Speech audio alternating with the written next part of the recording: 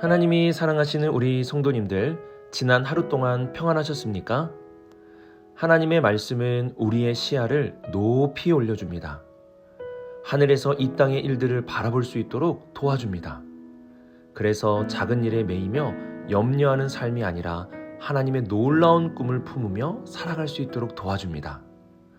오늘의 말씀을 묵상하며 나의 작은 마음에서 돌이켜 하나님의 큰 꿈을 꿀 수 있는 우리 모든 성도님들이 되시기를 바랍니다. 기도하겠습니다. 사랑이 많으신 하나님 아버지, 우리의 마음은 낮아지고 우리의 꿈은 나날이 커지게 하여 주옵소서. 하나님께서 주시는 꿈을 품고 살아갈 수 있는 우리 모두가 되게 하여 주옵소서. 오늘도 우리의 믿음을 지켜주시고 믿음으로 승리하는 복된 하루가 되게 하여 주옵소서. 이 모든 말씀 예수님의 이름으로 기도드립니다. 아멘.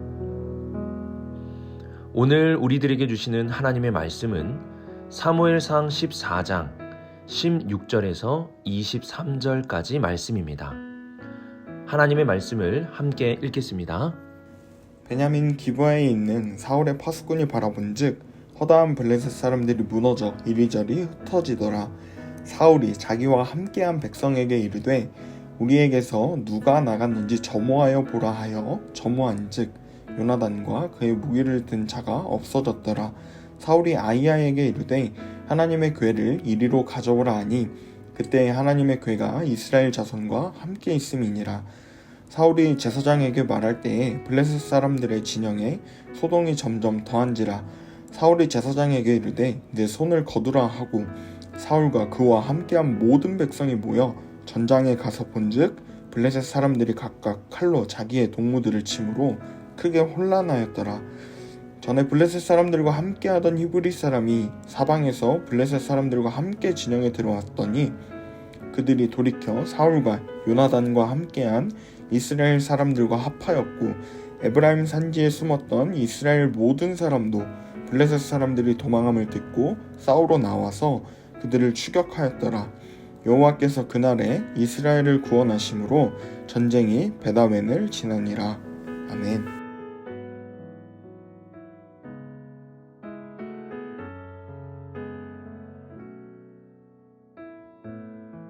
(16절을) 보시면 사울의 파수꾼이 바라본즉 허다한 블레셋 사람들이 무너져 이리저리 흩어지더라 라고 말씀합니다.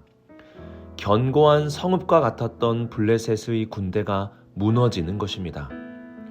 무너짐이 얼마나 심하였는지 무너지고 그들이 흩어졌다고 말씀합니다. 쇠와 칼과 병거와 마병으로 무장했던 블레셋이 고작 요나단과 그의 칼을 든 소년, 이 두 사람의 공격에 무너지기 시작한 것입니다. 하나님은 고작 두 사람의 공격에 블레셋을 무너지게 하셨습니다. 15절을 보시면 두 사람이 공격할 때에 하나님께서 블레셋 진영에 큰 지진을 내리심을 알 수 있습니다. 두 사람의 힘이 강해서 이긴 것이 아니라 하나님께서 두 사람이 공격할 때 지진을 내리심으로 블레셋 진영을 혼비백산하게 만들어 주신 것입니다. 중요한 것은 그 타이밍입니다. 하나님께서 두 사람이 공격할 때 이기게 해주셨다라는 것입니다.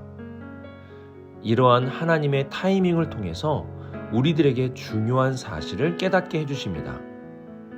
먼저는 16절 말씀과 같이 블레셋이 엄청난 힘을 가진 군대인 것처럼 보이지만 그 실상은 사실 아무것도 아니었다는 것입니다. 우리는 가끔씩 지나고 보면 아무것도 아닌 일들을 깨닫게 됩니다.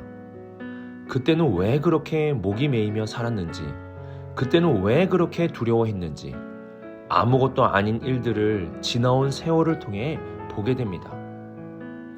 하나님은 블레셋을 순식간에 무너뜨림으로 사실 그것이 아무것도 아니었다는 것을 보여주셨습니다. 또한 하나님은 두 사람이 공격할 때에 이기게 해주심으로 믿음을 가진 사람의 중요성을 알려주십니다. 믿음을 가진 자가 두 사람만 있어도 블레셋의 모든 군대를 이기게 해주시는 것입니다. 종교개혁자 존 녹스가 한 유명한 말이 있습니다. 기도하는 한 사람이 한 민족보다 강하다. 오늘의 말씀은 이 유명한 말의 실제 사건을 보여줍니다. 기도하며 믿음으로 나아간 사람이 블레셋의 수많은 군대보다 강한 것입니다. 한 사람은 작지만 믿음을 가진 한 사람은 하나님이 함께 하시기에 한 민족보다도 강할 수 있습니다. 우리는 이러한 말씀을 통해서 아무것도 아닌 블레셋을 우리의 삶 속에서 구분할 줄 알아야 합니다. 지나고 보면 사실 아무것도 아닌 일들에 매여 사는 삶이 아니라 오늘의 말씀의 요나단과 같이 믿음을 가지고 하나님과 함께 승리하는 삶을 살아갈 수 있기를 바랍니다.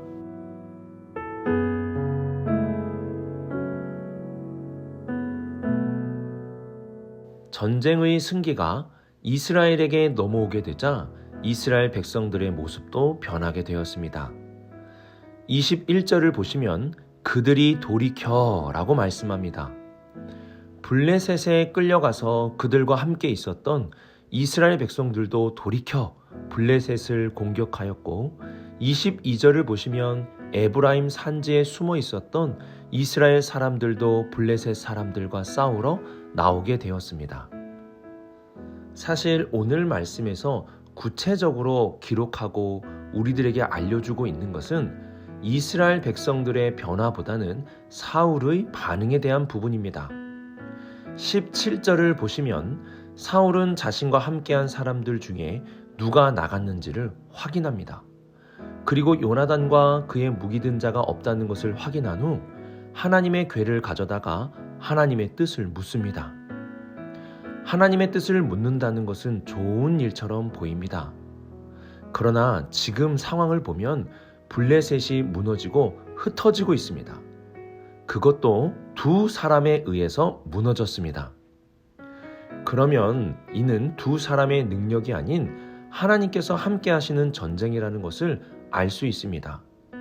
또한 20절을 보시면 이스라엘이 공격하지도 않았는데 블레셋 사람들이 각각 칼로 자기의 동무들을 치는 일이 일어났습니다. 이는 하나님께서 원수들을 무너뜨릴 때 사용하시는 방법입니다. 칼을 사용하지도 않고 스스로 무너뜨리게 만드는 것입니다. 이 모든 것을 볼 때 지금의 전쟁은 하나님의 역사이며 하나님의 일하심을 분명하게 보여주고 있습니다. 그런데 사울은 이러한 상황에서 하나님의 뜻을 묻고 있는 것입니다. 다시 말씀드리지만 하나님의 뜻을 묻는 것은 좋은 일입니다. 그러나 하나님께서 일하시고 하나님이 함께 하실 때는 뜻을 묻는 것이 아니라 나가서 싸워야 하는 것입니다. 기도하는 것은 중요한 일입니다. 그러나 하나님이 함께 하심을 보여주시고 나가서 싸우라고 할 때는 기도하기를 멈추고 나가 싸워야 하는 것입니다.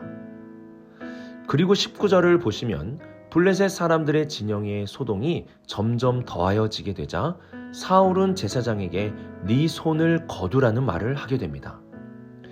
이는 제사를 멈추라는 뜻입니다. 하나님의 뜻을 묻다가 이제 이스라엘의 승기가 확실하게 굳어지는 모습을 보자 제사를 멈추라는 것입니다. 사울은 제사가 필요하지 않은 때는 제사를 드리겠다고 하고 승기가 확실하게 굳어지자 제사를 드리다가 자기 마음대로 멈추는 모습을 보여줍니다. 사울에게 있어서 하나님은 자신의 도구처럼 느껴집니다. 필요할 때는 부르고 필요하지 않을 때는 부르는 일을 멈추게 됩니다. 우리는 어떠합니까? 내가 하나님의 도구입니까? 아니면 하나님이 나의 도구입니까?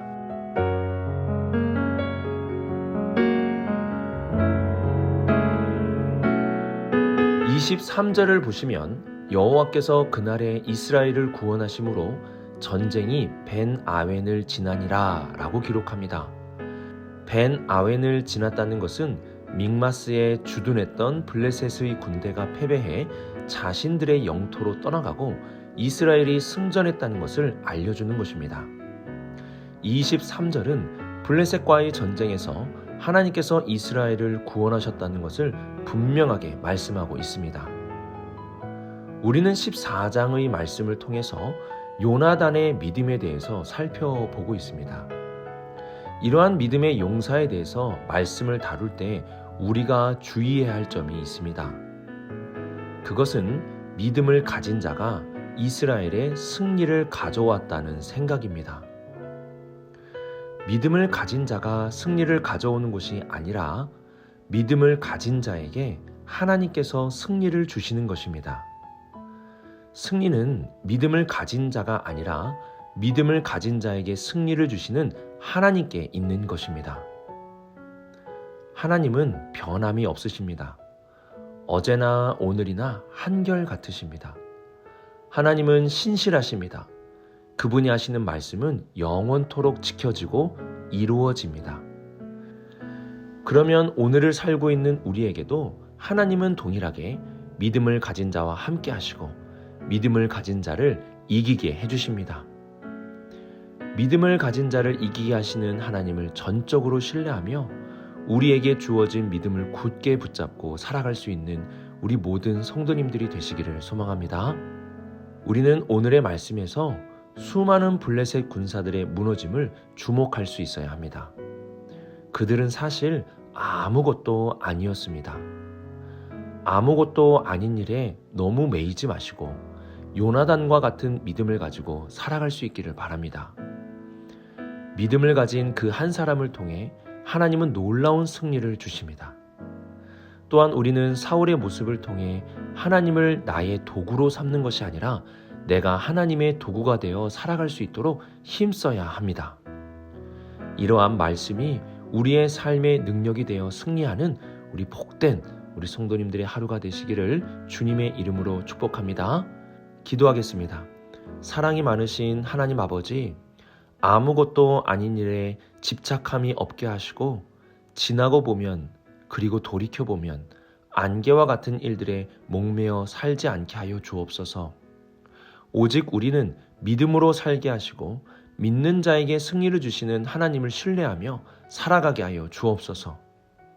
오늘 하루 우리 모두가 다 하나님의 도구가 되어 선한 일에 우리 모두를 사용하여 주옵소서.